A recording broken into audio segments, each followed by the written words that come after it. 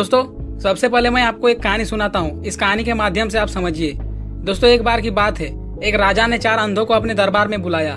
4 अंधों को बुलाने के बाद उनके सामने कुछ शर्त रखा कि आपके सामने एक हाथी को रखा जाएगा।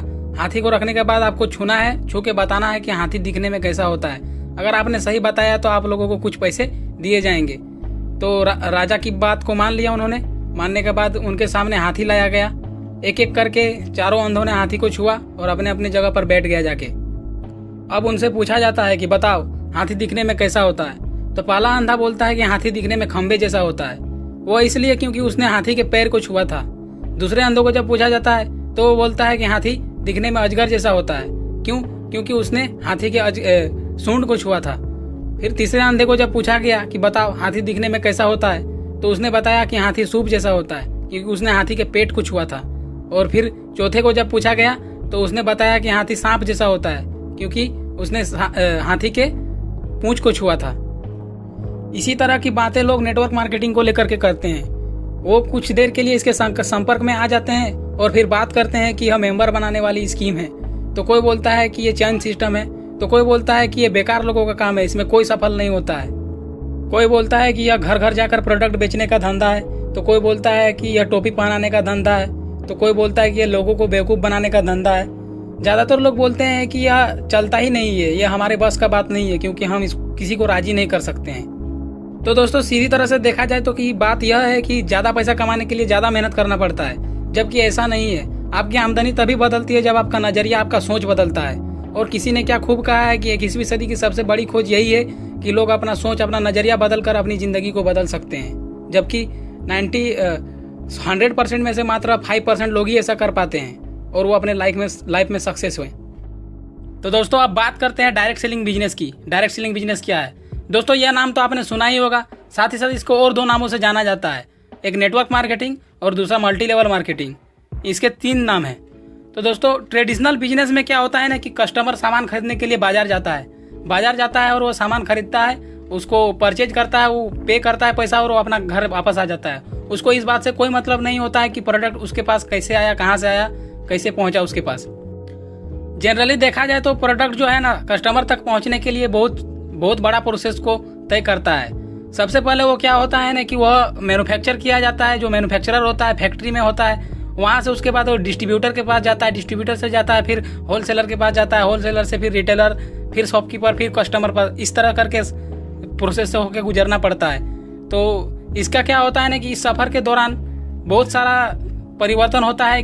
प्रोडक्ट में कुछ परिवर्तन नहीं होता है, लेकिन उसके प्राइस में क्या होता है कि परिवर्तन हो जाता है। उसका रीज़न क्या होता है कि शिपिंग लगता है, फिर जाके बहुत सारा टैक्सेस ऐड होते हैं। तो इसी तरह से करके प्रोडक्ट का प्राइस जो है काफ़ी ज़्यादा बढ़ जाता है। और बात यह है कि दोस्तों प्रोडक्ट का जो प्राइस तो बढ़ता ही है, लेकिन उस प्रोडक्ट में कोई भी परिवर्तन नहीं होता है। उसका कैपेसिटी हो गया, उसका उपयोगिता हो गया, उसमें किसी तरह का भी परिवर्तन नहीं होता है, लेकिन उसका प्रोडक्ट का जो प्राइस है उसमें बहुत ज़्यादा इजाफा हो जाता है। और सबसे बड़ी बात है कि प्रोडक्ट का प्रचार प्रसार करने का काम सेलिब्रिटी लोग करता है, उसकी तारीफ करते हैं प्रोडक्ट का, ताकि ग्राहक खरीदे, ताकि कस्टमर खरीदे। और इस एडवर्टाइजमेंट का भी मतलब पैसा जो है ना कस्टमर से ही लिया जाता है। दोस्तों इन्हीं खर्चों को वापस प्राप्त करने का सिस्टम ही नेटवर्क मार्केटिंग है, मल्टी लेवल मार्केटिंग है और डायरेक्ट सेलिंग है। तीनों है एक ही है, यह कोई चेन सिस्टम नहीं है। नेटवर्क मार्केटिंग में क्या होता है ना कि कस्टमर सीधे निर्माता से जुड़ जाता है और प्रोडक्ट को यूज करता है, और यूज करने का दौरान अपने एक्सपीरियंसेस को क्या करता है, वो अपने रिलेटिव, फ्रेंड्स, पड़ोसी के साथ शेयर करता है। अगर उनको पसंद आता है कि हाँ अच्छा है भाई, तो वो भी उसमें परचेज करते हैं, वो भी उस प्रोडक्ट को यूज करते हैं। तो इस तरह से करके क्या होता है ना कि लोग एक दूसरे को शेयर करते जाते हैं। उसने अपना पड़ोसी को शेयर किया, रिलेटिव को शेयर किया, उनके भी तो पड़ोसी रिलेशन होंगे ना, उन्होंने भी अपना पड़ोसी रिलेशन को शेयर किया, अपने दोस्त को शेयर किया। तो इस तरह से क्या होता है ना कि एक नेटवर्क बनते जाता है। एक आदमी के कारण जितना भी नेटवर्क बनता है वही उसका नेटवर्क कहलाता है। उस नेटवर्क में जितने भी प्रोडक्ट यूज में लाया जाता है, लोग उसमें परचेज करते हैं, खरीदते हैं और अपने यूज करते हैं। तो उसी का एक बिजनेस टर्नओवर दर्ज किया जाता है कंप्यूटर में, ठीक है ना।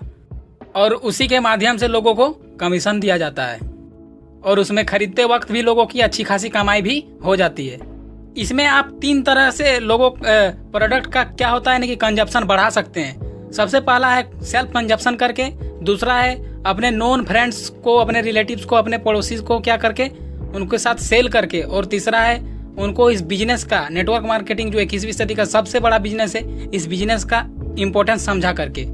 दोस्तों इसमें सिर्फ अपना आपका जो ब्रांड है उसको सिर्फ चेंज करना है, प्रोडक्ट आपका वही रहेगा, और चेंज करने में आप एक्सपर्ट हो शुरू से ही। क्या है ना कि आपको लक्स का साबुन दिया जाता है तो आप लक्स खरीद लेते हो, कभी डायना दिया जाता है तो डायना खरीद लेते हो, तो कभी नीमा संडल दिखा दिया जाता है तो वो खरीद लेते हो, तो कभी डेटॉल, तो कभी लाइफ बॉय।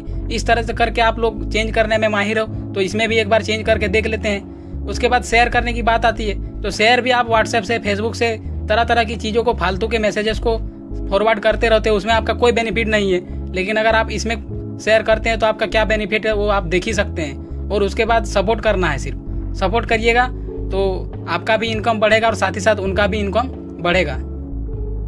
दोस्तों यह बात सच है कि कस्टमर द्वारा जो प्रोडक्ट के लिए प्राइस पे किया जाता है, रेट पे किया जाता है, उसका एवरेज 50 से 60% हिस्सा जो होता है ना, बीच में काम करने वाले लोगों का होता है, जो निर्माता से लेकर के कस्टमर तक प्रोडक्ट को पहुंचाने का काम करते हैं। नेटवर्क मार्केटिंग में उत्पादित वस्तु क्रेता तक की पहुंचाने का काम जो होता है, जिम्मेदारी जो होता है वो निर्माता की होती है, और कस्टमर अपने कंजप्शन के आधार पर प्रोडक्ट को अपने दायरे में फैलाता है और इसी प्रक्रिया में वो कुछ लाभ अर्जित करता है। तो यह बात साफ है कि 50 से 60% उन लोगों में बांट दिया जाता है जो वस्तु को क्या करते हैं, प्रोडक्ट को कंजप्शन करने में लोगों की मदद करते हैं। दोस्तों इसी का नाम नेटवर्क मार्केटिंग, डायरेक्ट सेलिंग या मल्टी लेवल मार्केटिंग कहते हैं। तो दोस्तों आपका बहुत बहुत धन्यवाद इस वीडियो के लास्ट तक बने रहने के लिए। अगर आपको इस वीडियो में से कुछ भी सीखने को मिला है तो आप इस वीडियो को लाइक जरूर कीजिए, कमेंट भी कर दीजिए ताकि मेरा उत्साह बढ़ेगा, और सब्सक्राइब करना नहीं भूलिएगा चैनल को। मैं आपको इसी तरह के वीडियोस देता ही रहूँगा। तब तक के लिए धन्यवाद।